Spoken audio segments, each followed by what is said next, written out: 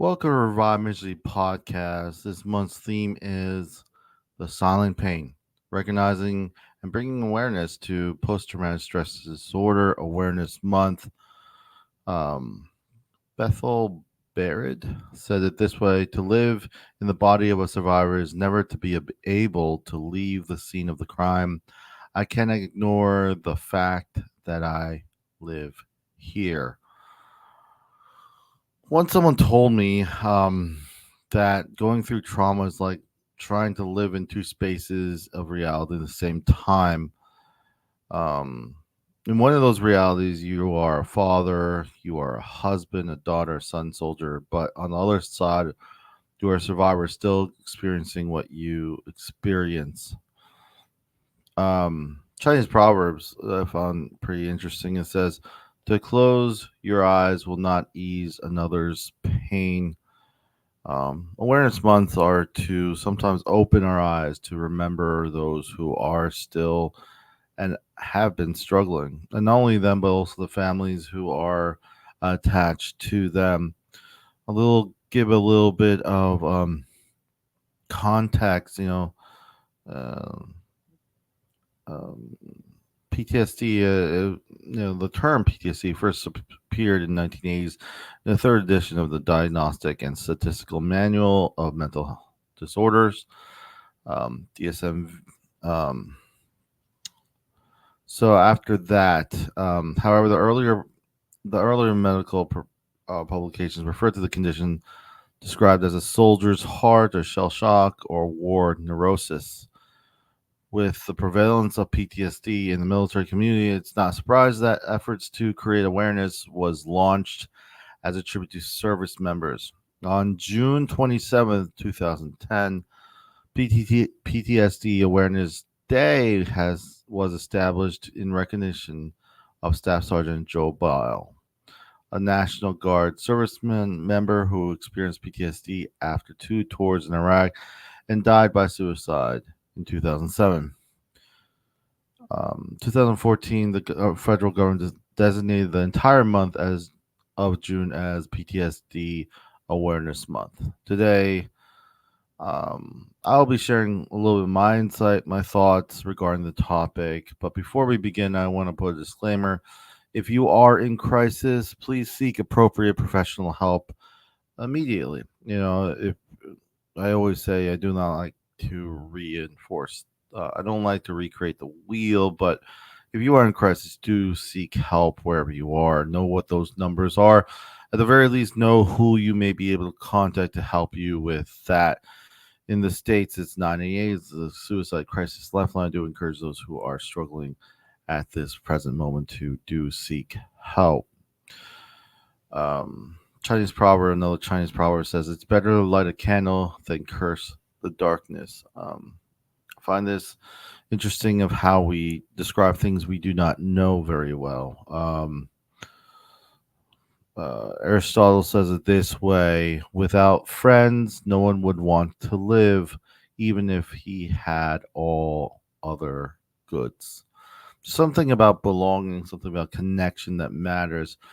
Support is important when you're remembering those struggling with PTSD and their families, but how we support those struggling can be as important too. Regards to post traumatic stress, what have you witnessed? Experience that has helped uh, those struggling and their families. Working in the mental health field, I do find that um, understanding context, obviously, I do try to tend to. Um, there's a lot of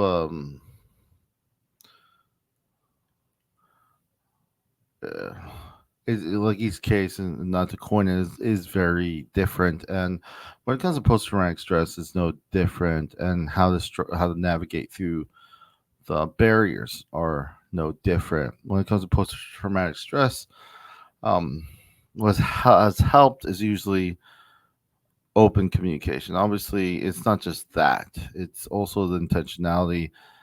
And I would also coin the idea. or the concept of not just treating symptoms or not just addressing the tangible or the things that the person may need, but also doing it with dignity.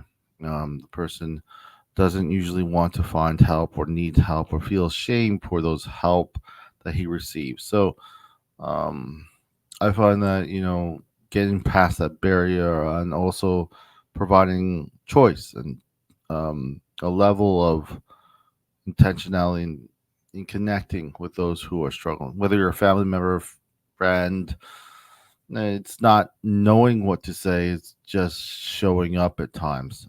What does a silent pain mean to you regarding PTSD Awareness Month? Well, because a lot of times, unfortunately, it is silent. Um, those who are struggling don't don't usually want to ask for help. Um, we can be great actors per se, so it's important to, as I said in previous podcasts, previous months with different themes. Just looking back, just of this year, we had what's next, our connections, taking the first step, finding our community, remembering our names, mental health awareness, and now here we are, the silent pain. Um, we don't communicate well as a society, so I try to practice not to assume if anyone appears doing well. You have that one person who's always the life of the party, the person who makes everyone laugh. But I would encourage you to always check on each other on that. Then I guess that's where the silent part can be um, hard, hard to sift through. But at the very least, it doesn't hurt. It wouldn't hurt, or it might be actually a positive thing to do. Check up those to those who maybe you think are doing well, or maybe you might be going through something. And you say, "Well, they got it all figured out." I would encourage to not assume that. There's a quote from Jake Wood. I used this, I think, last year or the year before. So I feel no emotional connection to these outward human gestures. I am not there because I never left Afghanistan. For those service members who have fought in combat, and like I said, we're great actors. We as adults, the hardest three words to say in in in order is I need help.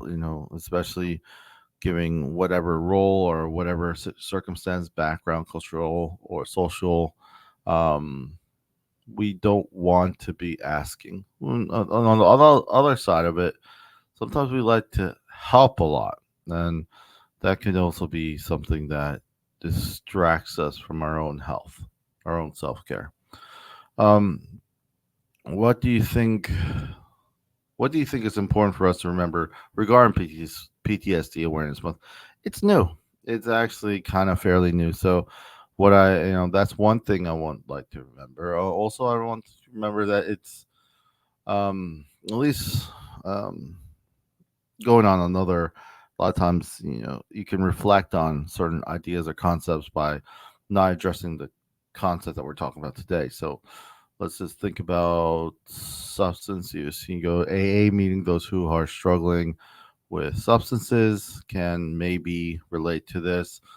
You go to AA meeting and everyone's telling how bad their life is, and it almost gets to a point where it's not said, but it's said that because your life is not as bad as XYZ, then you shouldn't be complaining per se. You shouldn't be asking for such attention. Now, granted, I feel that seeing that PTSD is usually silent, and I wouldn't say usually, but most times it's hard to get people to recognize or receive help. Um, I think those environments can. I'm not saying it always happens in AMEs, but it can happen to feel that that you're not worth the help.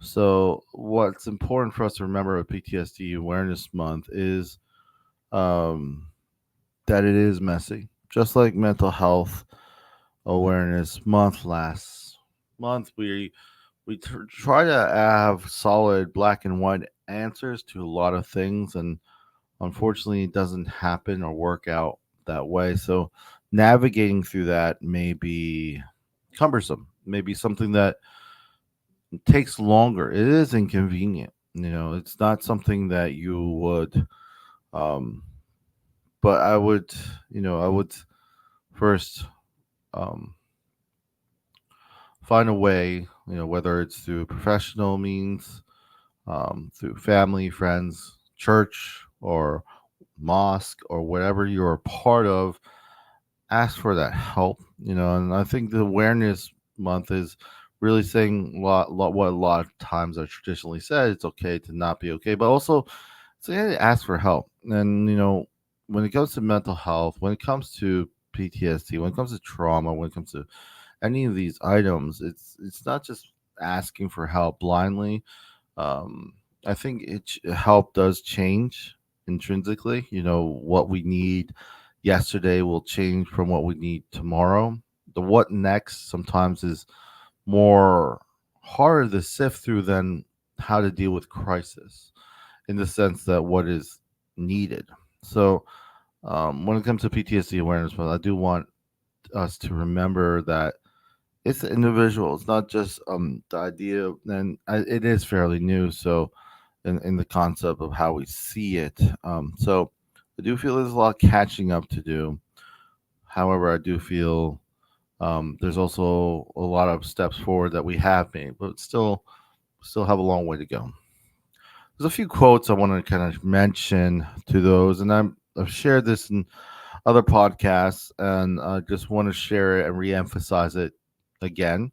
Um, Part of Awareness Month is also not just recognizing what we can do to help, but also those who are struggling, and also how recognizing that there's a reason why we are trying to recognize and bring awareness. It's not because PTSD, the word itself, but more about the people who are suffering, those families who are trying to support those who are suffering.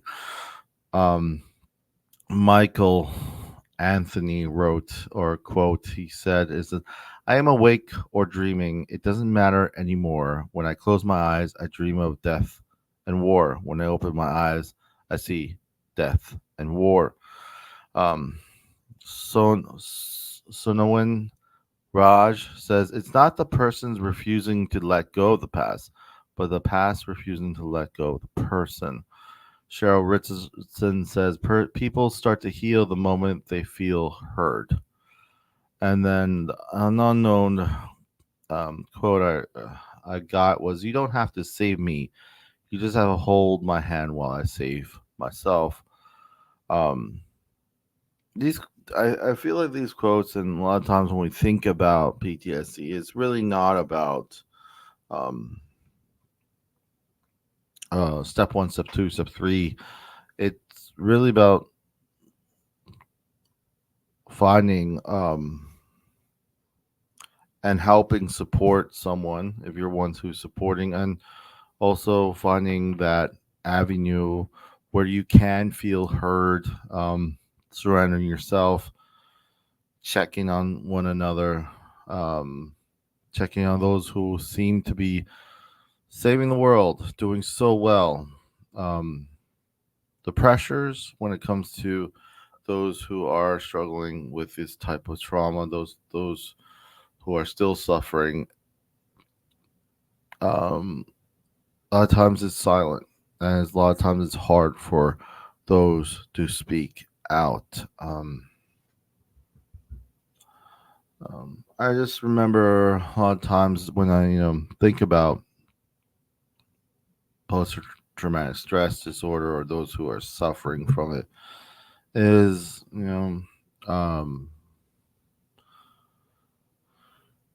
asking the question why it matters. These are questions that a lot of times people say, well, of course it matters. Well, on a fundamental basis, I think a lot of times it matters because the people we know that are suffering. But when the practical sense, those who are suffering from post-traumatic stress disorder, um, it's when they're unable to. Um, I guess it was best described this way. Um, when I'm, you know, fear and like the flight or fight or mechanism can actually save a lot of lives. So if I put my hand on something that's hot, something that's dangerous, if I notice it, um, I respond, and those um, those instincts can sometimes really save someone. However, when as someone's told has shared with me that a lot of times when someone is struggling with post traumatic stress disorder, the fear, the feeling of being threatened happens in some of those, in say,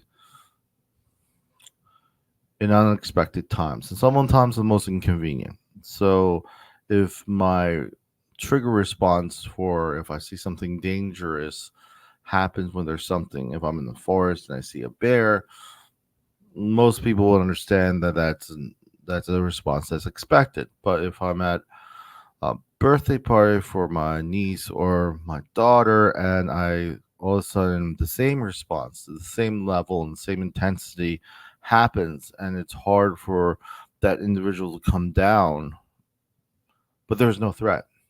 But in reality, that person who is struggling feels it like it's still there. And I feel recognizing when we think about um, the process and how much it may be a struggle to sift through some of the pain that those who have experienced trauma, whether it's in combat, whether it's at home, whether it's whatever environment. I think it's important to that we get the help and understand that this healing will be different. It won't be, and it will take time.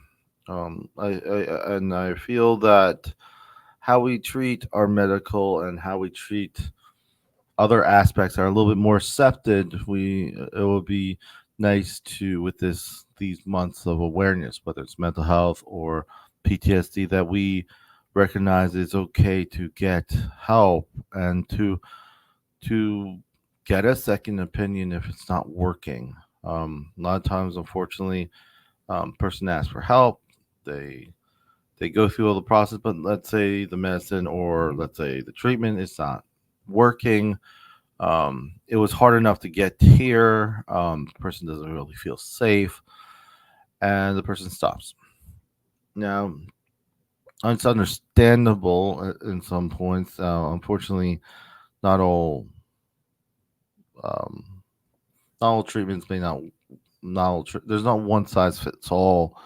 However, if there was an avenue, an expectation level, and support that may be able to encourage that individual, to check up on that individual, to provide an avenue where that person may be able to be heard, um, see what else is out there. Because a lot of times, when it comes to care, self care, or just the idea of advocating for oneself, it does take a multiple prong approach. So even though the person is struggling to find maybe trauma therapies that are effective, if there's strong family support or strong sort of community that can actually also help, and as the person tries to find or locate some trauma therapy that may be helpful. At the same time, it's not just um, the social, which is very huge, but also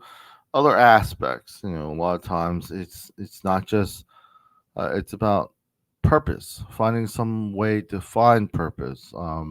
Great illustration is those who are coming back who are from combat and they were very physical, very very athletic, and now they're limited. understand that um, that in itself, finding a purpose, finding some way to feel that that they themselves can contribute can be a huge supportive element to their care. So it's not just finding the medicine to address the pain, finding the therapist to talk to work through the trauma and socializing, but also finding ways to um, grow in purpose. A simple, I guess, a simple, how you say, example and less, um, I guess, less focus on the idea of our topic today is when we had that housing bubble in the 2000s, and let's say I was a realtor and was doing very well, and then all of a sudden, um, I can't sell a house, and my identity, my value was all hinged on that, and now I'm not able to. A lot of times, that could be a devastating change from feeling that I can't provide to not. Um, I use that example just so to provide a little distance to a traumatic event. But if you add traumatic events to this story, and now the individual is not that there's some global event or some sort of housing recession, but more that the individual himself is now limited to conduct him or herself in a way that they used to remember themselves to be. And let's say the nexus point of that is because of some traumatic event. There's a lot of moving pieces here. So I do want to just kind of, as we wrap up and think about this month, is to remember that it is complex. It's not just one size fits all. Those who have experienced trauma, those who have family members, loved ones experiencing trauma, to recognize that there's a lot of parts to it. But as we may have more, I guess, um, I guess maybe as there may be more accepted areas of medical treatments that may feel more supported. The individual itself is, I guess, paramount to feel that they themselves have some control over this process. So I do encourage that, as I said in the beginning, not just focus on the care itself. Of course, that's important, but also focus on providing the same level of dignity. For those especially struggling with trauma, it's important to feel heard as they work through this. And also, those who are family members, loved ones, to also provide, to also not just give, and not take care of self. You will not be able to effectively support if you're not taking care of yourself. And again, also try to find what resources they are where you're at. Do not think it'll just go away. Those are things I would encourage, and also don't rush the process. So it may take a little bit longer to find what may be a right fit, but at the same time, I think, at least from my experience, what I've seen, it's never just one thing. And that's one thing I would like for those who are listening, those who are watching, those who are struggling, that it's never just one thing, or it's never just one thing, one size fits all. And also, to be kinder to those who are struggling, but also kinder to those who are struggling to themselves. Um, Always knowing that, unfortunately, sometimes it will not only take several adjustments to find maybe a good fit when it comes to finding the right support and what level of support too. And also, as we wrap up, is I'm gonna coin what I said in May. We care about these things because of the people surrounding them, the people who are still struggling, still trying to find help. There's Awareness Month because, unfortunately, those who have struggled with PTSD silently had made the ultimate choice to end their lives. And because of that, this month is important for us to remember and to address and to keep talking about. There's what I've said today is as one part, but it may not. As we have other guests on here, whatever works. I'm just sharing from my experience, but I do encourage you to find help, whatever it looks like. As a disclaimer, again, if you're in the United States and you are struggling, please reach out, get help. Um, it's just like if you had a broken leg or if you're really struggling, if you do feel like you're not safe at this moment, I encourage you to do so. Um, and as we also wrap up, I just want to share that um,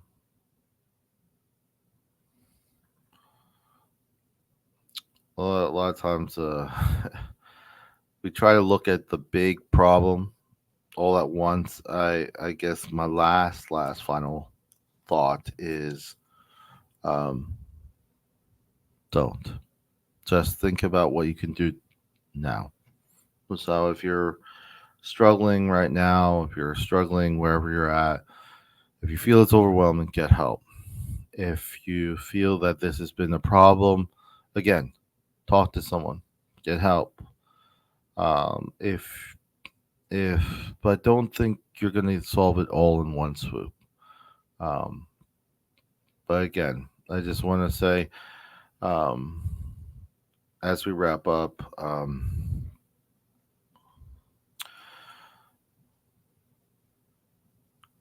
to those who are family members, um,